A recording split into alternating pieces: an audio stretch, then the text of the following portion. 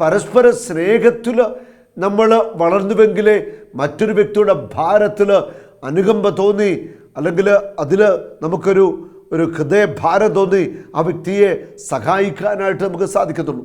പരസ്പരം സ്നേഹിക്കുക, ആദ്യം പരസ്പരം സ്നേഹിച്ചു തുടങ്ങുക. നമ്മളെ വേദനിപ്പിച്ചവർക്കൊക്കെ മാപ്പ് കൊടുക്കുക, നമ്മളെ ദ്രോഹിച്ചവർക്ക് വേണ്ടിയൊക്കെ പ്രാർത്ഥിക്കുക, നമ്മുടെ ജീവിതത്തെ തകർത്ത് തരിപ്പണമാക്കിയവരെ അനുഗ്രഹിച്ച് പ്രാർത്ഥിക്കുക. അങ്ങനെ നമ്മൾ സ്നേഹത്തിൻ്റെ ബലിയായിട്ട് തീരുമ്പോൾ, സ്നേഹം കൊണ്ട് നിറയുമ്പോൾ നമുക്ക് മറ്റുള്ളവരുടെ ഭാരങ്ങൾ വഹിക്കുവാനായിട്ട് സാധിക്കും. നിങ്ങൾ പരസ്പരം സ്നേഹിക്കുവിൻ, ഞാൻ നിങ്ങളെ സ്നേഹിച്ചതുപോലെ നിങ്ങൾ സ്നേഹിക്കുവിൻ. നിങ്ങൾക്ക് പരസ്പരം സ്നേഹമുണ്ടെങ്കിൽ നിങ്ങൾ എൻ്റെ ശിഷ്യന്മാരാണെന്ന് അതുമൂലം എല്ലാവരും അറിയും. ക്രിസ്തു ശിഷ്യൻ്റെ രൂപവും ഭാവവും മുഖമുദ്രയും എന്ന് പറയുന്നത് സ്നേഹമാണ്. ക്ഷമിക്കുന്ന സ്നേഹത്തിൻ്റെ ഉടമയായിരിക്കണം. തന്നെ തന്നെ വിട്ടുകൊടുത്തുകൊണ്ട് സമർപ്പിച്ചുകൊണ്ട് സ്നേഹിക്കുന്ന സ്നേഹത്തിൻ്റെ ഒരു ശൈലി ഉണ്ടാവേണ്ടിയിരിക്കുന്നു. ഇവിടെ യേശു പഠിപ്പിക്കുകയാണ്, നിങ്ങൾ ഭാരം വഹിക്കണം. നിങ്ങളുടെ ഭാരങ്ങൾ നിങ്ങൾ വഹിച്ചേ മതിയാവത്തുള്ളൂ. പക്ഷേ നിന്നെ താങ്ങുവാൻ യേശു കൂടെ ഉണ്ടാകും. നിന്റെ പ്രിയപ്പെട്ടവരുടെ, നിന്റെ സ്നേഹിതരുടെ, സുഹൃത്തുക്കളൊക്കെ ഭാരപ്പെടുന്നത് കാണുമ്പോൾ ഒരു കൈത്താങ്ങാകുവാൻ, അവരെ ഒന്ന് ബലപ്പെടുത്തുവാൻ നിന്റെ വാക്കും നിന്റെ ചെയ്തികളും നിന്റെ പ്രവൃത്തികളുമൊക്കെ കാരണമായിട്ട് മാറണം. അവിടെയാണ് സ്നേഹം നമ്മിൽ നിന്ന് വെളിപ്പെടുന്നത്. എങ്ങനെയൊക്കെ സ്നേഹിക്കാൻ പറ്റുമോ അങ്ങനെയൊക്കെ സ്നേഹിക്കാനായിട്ട് നമുക്ക് കഴിയണമെന്ന് ദൈവത്തിൻ്റെ പരിശുദ്ധ വചനം, ജീവനുള്ള വചനം നമ്മെ പഠിപ്പിക്കുന്നു. ഗലാത്യ 6:3 പറയുകയാണ്, ഒരുവൻ താൻ ഒന്നുമല്ലാതിരിക്കെ എന്തോ ആണെന്ന് ഭാവിക്കുന്നെങ്കിൽ അവൻ തന്നെ തന്നെ വഞ്ചിക്കുന്നു. ഒരുവൻ താൻ ഒന്നുമല്ലാതിരിക്കെ എന്തോ ആണെന്ന് ഭാവിക്കുന്നെങ്കിൽ അവൻ തന്നെ തന്നെ വഞ്ചിക്കുന്നു. ഇതിനാണ് അഹങ്കാരം, അഹന്ത, ഞാനെന്ന ഭാവം എന്ന് പറയുന്നത്.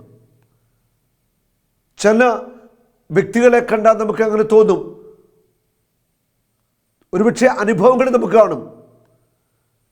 ആധ്യാത്മിക ജീവിതം നയിക്കുന്നു എന്ന് വിചാരിക്കുന്ന ചിലരെ കണ്ടാൽ തന്നെ നമുക്ക് തോന്നും. അവർ വിചാരിക്കുന്നു അവരെന്തൊക്കെയാണെന്ന് ഭാവിക്കുക. വചനം എന്താ പറയുന്നത്?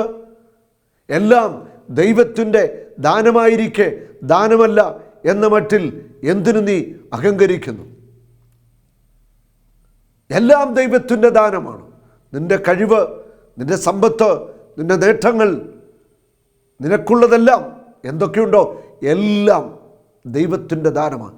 നിന്റെ മേൽ ആത്മീയ കൃപാവരങ്ങൾ കർത്താവ് നിറച്ചിട്ടുണ്ടോ? അത് ദൈവം നൽകിയ ഏറ്റവും വലിയ ദാനമാണ്. നിന്നെ കൃപ കൊണ്ട് കർത്താവ് നിറച്ചോ?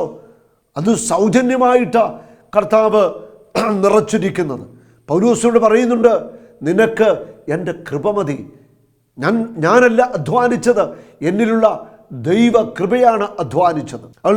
ഞാൻ എന്തോ ആണെന്ന് ഭാവിക്കുന്നുവെങ്കിൽ അവൻ തന്നെ തന്നെ വഞ്ചിക്കുന്നു. ഇത് അഹങ്കാരത്തിൻ്റെ ഒരു ഭാവമാണ്. ഞാൻ എന്തോ ആണ്, ഒന്നും അല്ല നീ ഒന്നുമല്ല. വചനം പറയുന്നു നീ ഒന്നുമല്ല, പക്ഷേ നീ എന്തോ ആണെന്ന് ഭാവിക്കുക. ഇത് ഹൃദയത്തിലുള്ള അഹങ്കാരമാണ്. ആത്മീയ മനുഷ്യനാണോ? ഹൃദയത്തിലുള്ള ആത്മീയ അഹങ്കാരമാണ്. എളിമയില്ലാത്ത എത്രയോ വ്യക്തികളുണ്ട്. ആധ്യാത്മിക ജീവിതത്തിൽ എന്തൊക്കെയോ ആണെന്ന് ഭാവിക്കുന്നവർ, കഴിഞ്ഞ കാലങ്ങളിൽ തങ്ങളെ കൈപിടിച്ചു നടത്തിയവരെ, തങ്ങൾക്ക് വേദി തന്നവരെയൊക്കെ അധിക്ഷേപിച്ചും അപമാനിച്ചുകൊണ്ട് നടക്കുന്നത് നമ്മൾ കാണുന്നുണ്ട്. പലരുടെയും വിചാരം താൻ എന്തോ ഒരു വലിയ സംഭവമാണെന്നാണ്. പക്ഷെ താൻ ഒന്നുമല്ല എന്ന് ആദ്യമേ ഓരോ ആത്മീയ മനുഷ്യനും മനസ്സിലാക്കണം. ദൈവം തന്ന അനുഗ്രഹങ്ങളും ആത്മീയ കൃപകളും വരദാനങ്ങളും ഇത് സൗജന്യമാണ്. നമ്മുടെ മിടുക്കുകൊണ്ടോ, നമ്മുടെ കഴിവ് കൊണ്ടോ, നേട്ടങ്ങൾ കൊണ്ടോ, ഇച്ഛാശക്തി കൊണ്ടോ നമ്മൾ വാങ്ങിച്ചെടുത്തതൊന്നുമല്ല. എന്തോ ആണെന്ന് നീ ഭാവിക്കുന്നുവെങ്കിൽ മനസ്സിലാക്കിക്കൊള്ളുക, നീ ഒന്നുമല്ല.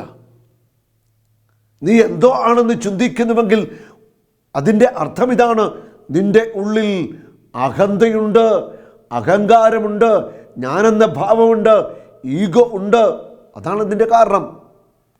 അത് നിന്റെ ജീവിതത്തിൽ നിന്റെ അഹന്ത തകർക്കുവാൻ, ഈഗോ തകർക്കുവാനായിട്ട് ഉറപ്പാണ് ശക്തമായ തിരിച്ചടികൾ കർത്താവ് അനുവദിക്കും.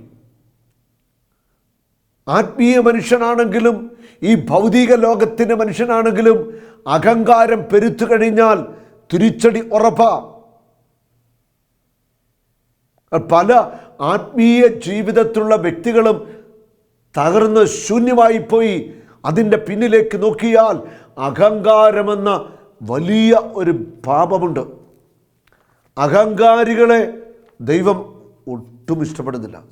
അഹങ്കാരികളോട് ദൈവത്തിന് ഒട്ടും താല്പര്യവുമില്ല. സുഭാഷിതങ്ങൾ 27-ാം അധ്യായത്തിൻ്റെ 1-ാമത്തെ വചനം പറയുന്നു: നാളെയെ ചൊല്ലി അഹങ്കരിക്കേണ്ട, ഒരു ദിവസം കൊണ്ട് എന്ത് സംഭവിക്കുമെന്ന് നീ അറിയുന്നില്ല. ഈ ലോകത്തിൽ വലിയ സമ്പന്നതയിൽ ജീവിച്ചവർ, കോടാനുകോടി ആസ്തി ഉണ്ടായിരുന്നവരൊക്കെ ദിവസങ്ങൾ കൊണ്ട് തകർന്ന് ഒന്നും അല്ലാതായി തീർന്നവർ, സമ്പത്ത് മുഴുവൻ നഷ്ടപ്പെട്ടവർ, കുടുംബം നഷ്ടപ്പെട്ടവർ, നേടിയതെല്ലാം വൃഥാവിലായവരൊക്കെ ധാരാളമായിട്ടുണ്ട്. നമ്മുടെ ചുറ്റുവട്ടത്തും ലോകത്തിലേക്ക് കണ്ണുകൊടുത്തി നോക്കിയാൽ നമുക്ക് കാണാൻ പറ്റും. നാളെയെ ചൊല്ലി നീ അഹങ്കരിക്കേണ്ട, നാളെ ഒരു ദിവസം കൊണ്ട് എന്തു സംഭവിക്കുമെന്ന് നീ അറിയുന്നില്ല. നാളെ നിന്റെ ജീവിതത്തിൽ എന്തു സംഭവിക്കുമെന്ന് നിനക്കറിയത്തില്ല. ഇന്ന് രാത്രി ഉറങ്ങാൻ കിടക്കുന്ന നീ നാളെ പുലർകാലം കാണുമെന്ന പുലർ വെളിച്ചം, പുതിയ പുലരി കാണുമെന്ന് ഉറപ്പില്ല. രാത്രിയിൽ ഉറക്കത്തിൽ ഒരു ഹാർട്ട് അറ്റാക്ക് ഉണ്ടായാൽ മതി, തീർന്നു. നമ്മുടെ ജീവിതത്തിൽ അഹങ്കരിക്കാനായിട്ട് ഒന്നുമില്ല. എല്ലാവരെയും സ്നേഹിക്കുക, പരസ്പരം ഭാരങ്ങൾ വഹിക്കുക, പാപത്തിൻ്റെ അടിമത്വത്തിലായിരിക്കുന്നവരെ രക്ഷിക്കാനായിട്ട് പ്രാർത്ഥിക്കുക, പരിശ്രമിക്കുക. സുഭാഷിതങ്ങൾ 27:4: ക്രോധം ക്രൂരമാണ്, കോപം അനിയന്ത്രീയമാണ്, എന്നാൽ അസൂയയെ നേരിടാൻ ആർക്കാണ് കഴിയുക?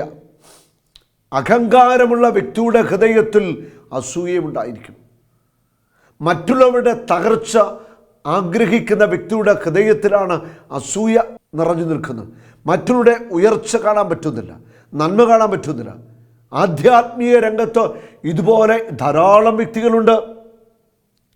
അപ്പോൾ എല്ലാ മേഖലകളിലും ഇങ്ങനെയുള്ള മനുഷ്യരെ നമുക്ക് കാണുവാനായിട്ട് സാധിക്കും.